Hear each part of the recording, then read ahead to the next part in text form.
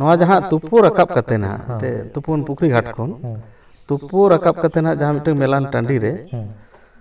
ओंडे ना मिद बार कथा कबन तुति गलमाराव गया तो माजी बाबा तुति गलमाराव ताबोना आदो ना ओंडे नवा जहाँ धरम डाक ओना मेन कते ना ओंडे खन ना बन उडरा आदो किछु किछु जायगा रे आंजम होय कना नवा को मेना जे मारांग बुरु हिल्ले नवा को मेना आर कोय को को मेना हरि हरि बोलो भाई नोंका को मेना आर कोय को मेना बोलो हरि हरि बोल हरि नोंका को मेना आदो ताले नवा टा दो ना ओकाटा ठीका मेनता आमा आइ मने मेने नवा दो अडी मारांग कुकली कना आर नवा दो आबो दिसम जाकात अच्छा माने बेंगल बिहार उड़ीसा आसाम जाकात रे नवा दो बेटांग तोड़पाड़ा कते नवा कथा दो अच्छा अच्छा किछु तो बोल लेदा मारांग बुरु हिल्ले से हिल्ले मारांग बुरु होय होय आर किछु तो बोल लेदा हरि बोल आदो ना ओकाटा ठीक है ओना दो इन दो बइन लेया उनको बाबा को तुले जको आचोन अच्छा तबे ओना ना भेद ते कई भागा दा इना दिसल कते अच्छा अच्छा भेद दो नोंका कना ये धरम डाक दो लेयाबन 30 हरि बोल के बांग होयेन आर मारांग बुरु के बांग होयेन लेयाबन 30 जुदी हरि बोल कथा लेया अब तो बेसी नवा बेंगल धारे तो हरि बोल बेसी को लेया उड़ीसा झारखंड से बेसी हिल्ले मारांग बुरु होय ताले हरि बोल कथा बने हम लगे होय होय कथा बांग बड़ी कथा बुगिया तो बाño आदो हरि बोल दो बमन लेदा पे अक्तो रे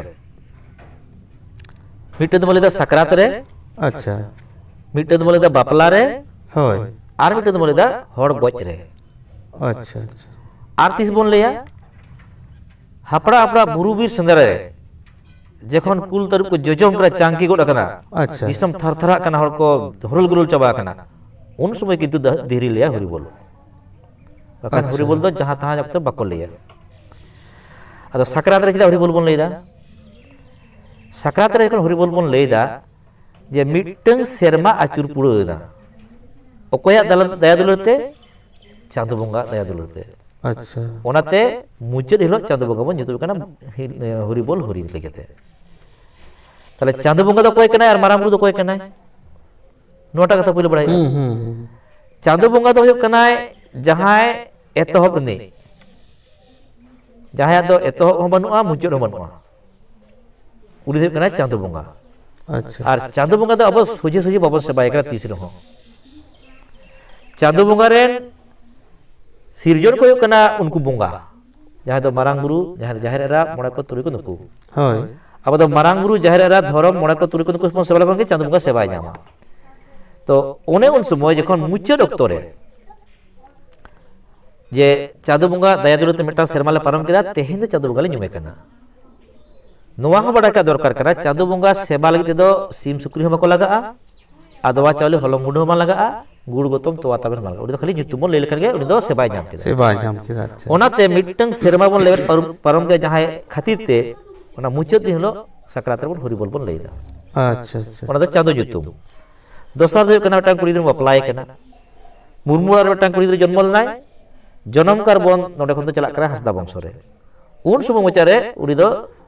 चांदो बंगा बोन nyutumay कना जे चांदो बंगा हिल्ले रे मानुय दो नोवा खन नय चुड़ी नाय अच्छा अच्छा जहां दो बंगा बुरु खन मारांग को मारांग बन nyutum के चांदो बंगा ओनका के जखन भंडार रे गज गुर हिलो खन भंडार रे बोन ले हरि बोल होय मोड़ा उडुक समय जेलेन ढाल चला समय आर भंडार रे होय आदो गज गुरु बोन लेदा नोवा खातिर ते जखन मेटांग हड़े गज ना भागवत मुर्मु गज ना जखन जीवडे ताहे कना उनी दुख सुख इन नेले तही लोबा मुर्मु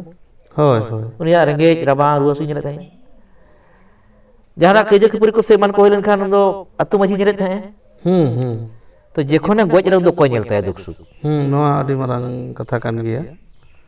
उनमें तो बोंगा बुरु खनो छड़ा ताहे का छुतुरी दो मनाया ओआ से तो वाय कुडो ताले बोंगा बुरु बको नेल दारे ताहे कना होय ओने उन समय उनी दो चांदो बोंगा हिल्ले रे ताहे नाय ओनाते अतो हर हरि बोल को लेया अच्छा ओना दो भंडार धारी हो ताले नोआ कथा लगा दो बुझे कना हरि बोल दो चांदो nyutum अच्छा अच्छा अनिते बोन हिला हिल्ले मारांग बुरु रे जुदी बोन लेया हिल्ले मारांग बुरु हिल्ले रे तेहे ताहेन कना गज गुर तायनो उनी मा बोंगा सरा गारी मिसा दोय उनी मा मारांग बुरु हिल्ले रे आरि हिजुआय जखन गे नवापुरी को हानापुरी चला नाय उनी दो छूत रेगे तहन कना ओय साथे ओय कुडो होय ओनाते बोंगा बुरु सला दो बाय मेसा कना ताले ओंडे मारांग बुरु नितुम ले दो जनि खान दोमे बांग जता इना कारणते किंतु बोंगा सला गे आरि मेसा आय अच्छा अच्छा ताले जुदी हिल्ले मारांग बुरु गे ठीक ताबोना ताले चांद बोंगा दो 30 बन नितुमिया ओनाटा को लिखना ओना दिस हर बिचार तवन पे यदि चांद बोंगा नितुम दो हरिबोल को लेदा जहां गुरु को बको यदि हरिबोल अबवा रोड बांग कना से अबवा बांग ठिको कना ताले चांद बोंगा नितुम ना दरकार मेना से बांग एवं चेत नितुम ते चांद बोंगा नितुमिया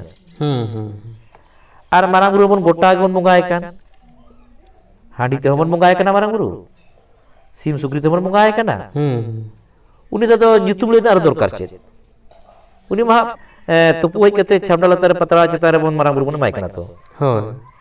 ताले ओंडे धरम डाक हो मारांग बुरु लेया आर नरे हन सेबाइया ताले ओना किना फरक तो बांग बुझे कना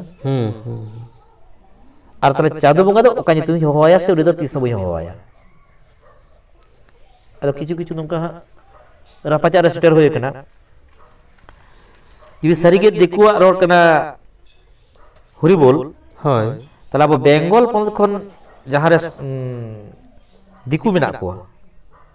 उनको तो हरिबोल बाको लेया हां नो मिटे गडी मारांग उनको तो ले राम राम बोलो होय होय किंतु आबोरे जहां बांग्ला भाषी संतार बेंगल बातते मेना को उड़ीसा रे झारखंड रे उनको किंतु हरिबोल को ले लिया अब संताड़ दो होय ताले इnya कथा दो नवा कना ये चांद बोंगा बो नितुमिया से बांग जुदी बो नितुम खान चेत नितुम तो नितुमिया ताले चांद बोंगा जुदी हरिबोल नितुम कना हुरी जुदी कनाय हुरी दो ओना खातिर को मेनदा चांद बोंगा दो हुरी दो चेदा को मेताय कना जे ओने जे तोम कते जखन धरती ताहे कना आज जखन हा बोंगा बुरु को सिरजन को लगी ओना लुगु बुरु घंटा बड़े जहां खकरो मेना दो जहां ना जुग सरग और पताल मेना दो उरी ठाकुर से चांद बोंगा ओना उदु कटु हुड़र कते धरती पूरी हुर अचुर लेदा हुर अचुर लेते हैं और ओना खन के नितो हो धरती अचुरोग कन गया अच्छा अच्छा अच्छा ओना तो रिबन तक हुरी आदो उनी दो जेतु बोंगा बुरु कोई सिरजन दाता कनाय मानमिया उदो पावर बनुआ जे चांद बोंगा सेवा दाड़ाया अच्छा अब दो मारांग बुरु जाहेर एरा मोड़े को तुरुई को सेवा तला तेगे चांद बोंगा सेवाया नुकु उठेन सेवा लनखान उनी हाड़ी जामाय सेवा तो एमारजेंसी अवस्था रे मुचर अवस्था रे जखन बोंगा बुरु को उनी गज अकान गुर अकान हरा दुख बाको नेल दाड़े कना उन समय चांद बोंगा नितुम कना हुरी मेन कते अच्छा अच्छा अच्छा होय कना नवाना तुले जोखा आदो इन दो बइन लेदा जे हुरी ले ठीका और बइन लेदा हुरी भूला कारण इन दो ले चिले कने साता मत दिसम ओड़ा कना जहां को लेदा हुरी बोल आलो पे लेया उनको कुली को तले चांद बोंगा नितुम बन लेया से बा जहां को लेदा मारांग हिल्ले मारांग बुरु के ले ठीका तले उनको कुली को मारांग बुरु मा दाड़े ते हमर सेवाय कना और हांडी ते हमर सेवाय कना तले आरो उनी नितुम ले कते से बना दरकार चित पड़ा उनी मतो खोण कते से पता चित माय कन गया होय ताले उनी जुदी पतरा रंगन माय कना ओतर बन माय कना आबार जुतुम ले हुआ ताले एटा बोंगा जुतु जा बन लिया धर्म जा बन लिया हिल्ले धर्म हिल्ले जाने जा बन लिया हिल्ले मोड़ को जा बन लिया ओना को ले दरकार बा जातिस बाजातिस दरकार जानी ओना तो कते लिया जानी खान हरिबोल हो बांग बाड़िया ओना चांद बोंगा जुतुम कान खान अच्छा अच्छा अच्छा तो माना कथा तो अपना लई के तमना तुलो जोखाय तहन पे आ नोना जथा दो आले से खन दो आलो पासे कारण आले तो चिली कराले अदो होय गुरु बाबा अदो ना आडी अमदा कथा के बन सुती गलमारा सटेक के दाबो सटेक के बन अदो नोआ लिटे गुसा प्रोडक्शन चैनल जहां को नेले तबोना अदो नुकु को जोहार मा अदो ना तेहना गलमारा दो नेडे हबि के अदो ना है मा मुचे मा सनम को जोहार